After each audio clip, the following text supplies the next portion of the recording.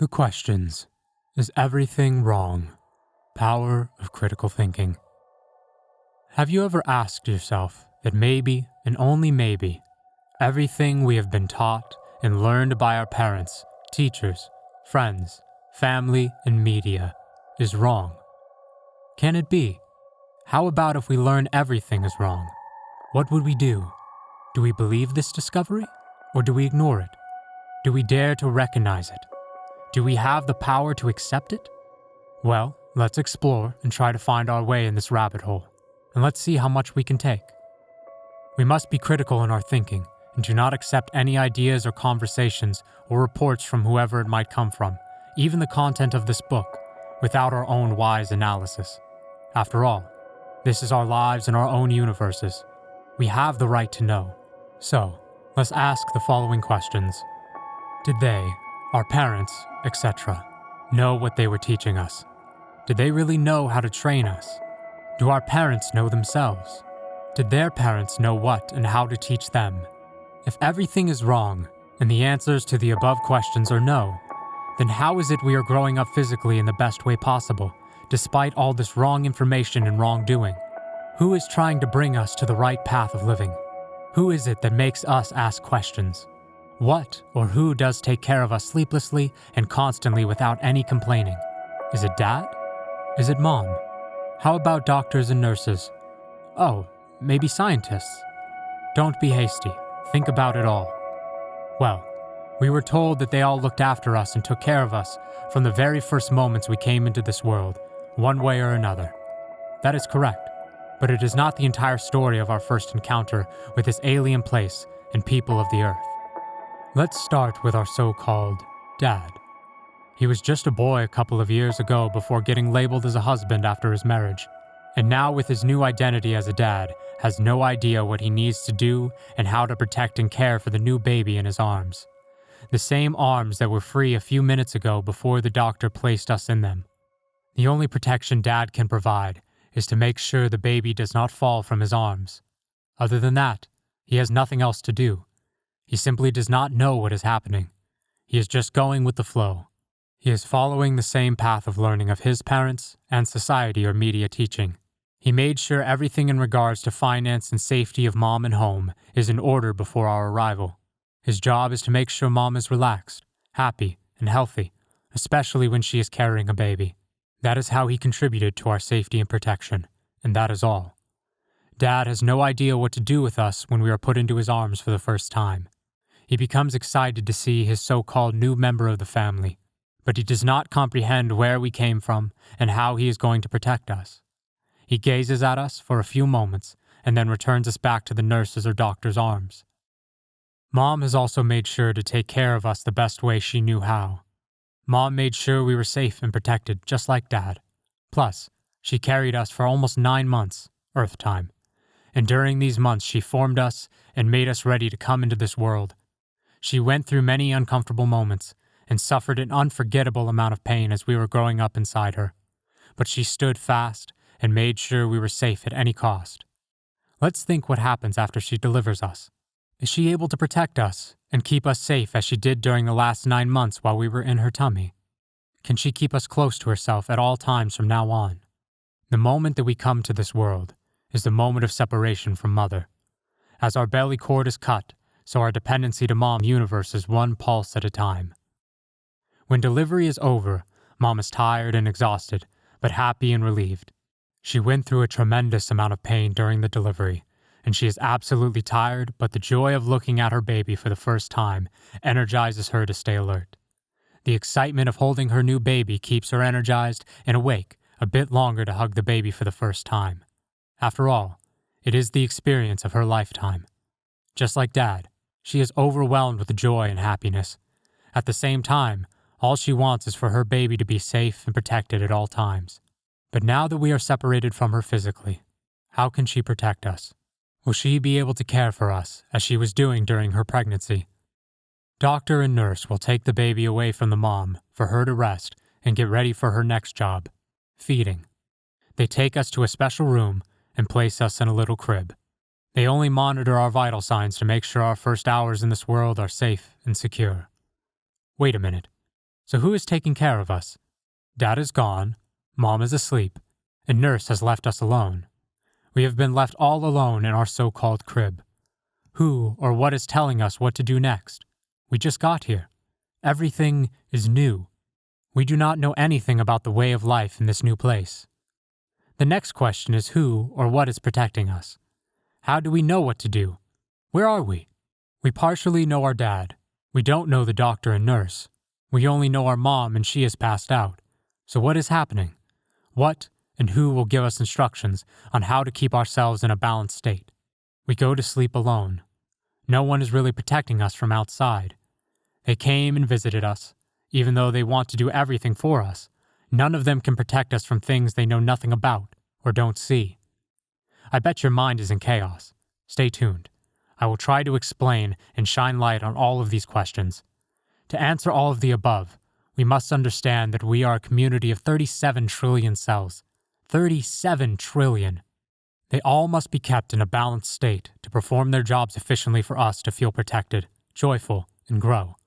Happy and healthy cells, happy and healthy us. We know now that none of our so-called guardians know nothing about our cells and how they are being protected. Even doctors with all their years of studies and experiences only understand a fraction of the processes happening inside of us and mostly perform calculated guesses. So, who or what can protect our cells? Whatever it is must be very keen and powerful to service 37 trillion cells all at the same time. Wow, what a giant! Any ideas? Immune system. Yes, immune system is our gladiator. It protects the health of every cell in our body at all times. It monitors all 37 trillion of them at every moment constantly without any complaining. Immune system keeps us safe unconditionally. It has been doing it from the very first moment and will protect us until the very last breath. Now, we should ask what keeps the immune system protected and balanced. After all, a healthy immune system, healthy cells, healthy us. Us. Yes, us. We keep our immune system working in its prime state. You may say we are just a little baby. How can we protect anything? Especially something as giant as the immune system. Let's dive deeper. When we arrive into this world, just like a foreign student arriving in a foreign country and who knows nothing about their language, culture, or system, we know nothing about this world. We know our mom, and that is really it. But we know our system and cells. When any part of our body becomes unbalanced, the immune system signals and gives a prescription of what is needed. Since we are in complete harmony with our body, we understand the order from our immune system and demand it from anyone around us by starting to cry, since it is the only way to communicate with our surroundings. Mom feels and understands more of what we are demanding than anyone else. She is the only one who can deliver what we are demanding easier than any other person around. If we do not receive what we are demanding for, our immune system goes into survival mode and demands more seriously to get what is needed for ourselves to bring them into a balanced state. That is when we will cry even harder to capture everyone's attention and make sure to be provided and delivered what is ordered by our immune system. Therefore, our immune system is protecting us, and we in return make sure it stays in its prime state. Putting excess stress on the immune system will cause fatigue. Fatigue will reduce the immune system's strength, which is a big red alarm for all cells. That is why babies cry and cry and cry until what is needed is provided to make the immune system protected and balanced. That is the only time we, babies, stop crying. There is a general acceptance of the assumption that as newborns we are defenseless and cannot protect ourselves and are unable to comprehend or understand. Let's do some critical thinking here. How can it be that our perfect body can see, touch, smell, hear, taste, and sense, but not be able to think or understand? Are these senses the first steps to our comprehension and understanding of the environment we are in? Don't we analyze all our senses as we see, touch, smell, hear, and taste? Aren't we tuning ourselves rapidly with our surroundings from the very first moment? How can all of our organs work perfectly except our brain? Or our brain is in complete tune, but working in a different wavelength than formed, trained, people around us, and that is why we do not understand each other. Are we defenseless? Well, what do you consider as defense? A shield and a sword? A bodyguard? A policeman? Mom or dad? Doctors? Today's science or scientists? What happens as soon as anyone hears us, baby, crying? It doesn't matter whose baby. The baby receives the utmost attention of everyone around. Everyone with no exception stops what they have been doing and makes sure the baby is attended to. They only release their attention to us when they understand that we are being taken care of by someone. It could be mom, dad, both, nurses, as long as they feel we are safe. So, what protection do we need? From whom do we need to be protected? Everyone, and I mean everyone, is at our service at any time and all time. Therefore, we can protect ourselves just by crying. We do not need anyone or anything to protect us. Everyone will protect us at any cost, any time.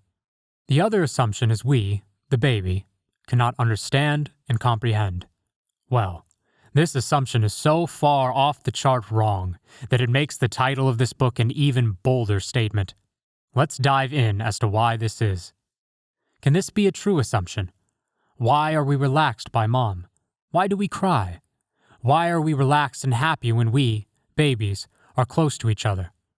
To answer these questions, we need to remember our ways of communication. For now, let's go with the flow that we don't understand. If that is so, how is it we are able to communicate and express our wants to mom, dad, or anyone around? We exactly know what we need and know how to demand it for it to be provided fast and in the best way acceptable to us. So we fully understand and comprehend what we need, and we make sure others understand our demands. Otherwise, there would be no communication between us and others, including mom. If it is true, how is it that we learn our parents' ways of life and their teachings in a flash? If it is true, how is it that in a very short time we learn who the mom and dad are, what hugging is, and how to use it to the fullest? Why do we want to hug and touch our mom? We comprehend extremely fast that the hug is the closest way we can get to our 9 months of lifestyle we had just a short while ago. Let's say we get homesick and want to go back, but this is a one-way road, and we better get to learn it very quickly. But meanwhile, it feels more home as we touch our mom. Just like a student who travels abroad to continue his study. At the very early days or even weeks and months, he calls or writes to his family and wants to go back. But after some time of spending in the new place and experiencing the new lifestyle, he learns how to deal with new situations and starts to tune himself with the society he is in. And even after some more time, he may not have any more desire to go back to where he came from. Do you see the similarities? So, is there an argument that the student does not understand or comprehend? Or the reverse is true, that he is smarter than average and comprehends more than average to be able to take this huge leap in his life and go to a place that he knows nothing about, even their language and lifestyle? We knew the power of doing without doing. This power alone is a game changer as we had it when stepped into this world. Everything, all of our desires were being done for us without us doing, but we forgot, lost, the power. If we would have kept this power, we would live very differently today. Just imagine, what if we would have kept our power of knowing that we came here with, while learning this world's lifestyle skills? What power could we have? Talking about superpower. When this information is distinguished, one realizes the power within, the power of fullness, that there is no need for any outside help or outside instructions on how to live in contrast to what we are being trained and taught for. From the day we start to understand the culture and the system of living on this planet, we become brainwashed by wrong information, such as, one has no power, one is powerless, one needs others to do things, one must follow provided information and orders in order to be successful, one must follow orders, laws, one must satisfy the system, one must go to school, one must learn the orders, one must serve the system, society, one must follow a religion, one must go to so-called God's home, one must be afraid of God, one must pay dues to achieve his goals. Almost none of our parents ever tried to teach us to keep our power of knowing that we came here with, alongside learning the way of life on earth. They simply did not know and do not know.